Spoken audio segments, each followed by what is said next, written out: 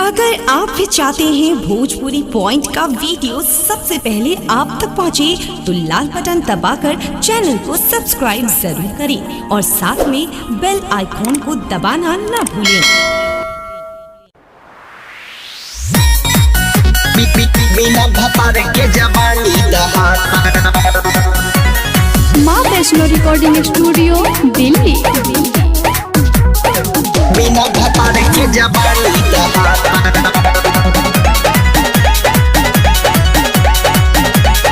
छाली दहाता उठलाली दहाता, छाली दहाता उठलाली दहाता, भीगी जब पदारा के पानी में।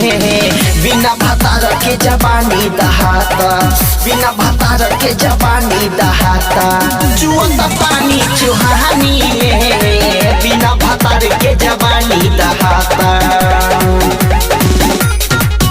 बिना भतार के जवानी दहाता।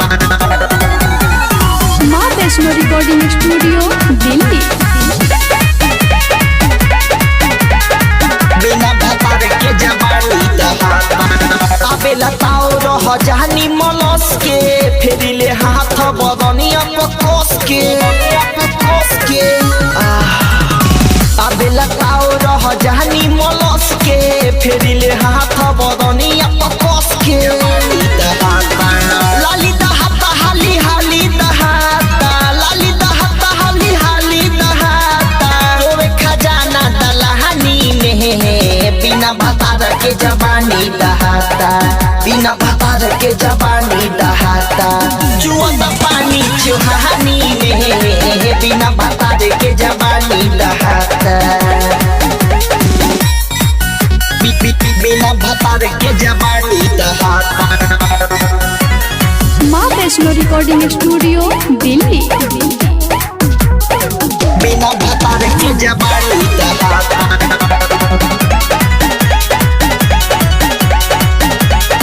मारे जवानी जब गजब हिलोरा, चढ़ के मन करे फानी के कोरा। मारे जवानी जब गजब हिलोरा, चढ़ के मन करे फानी के कोरा।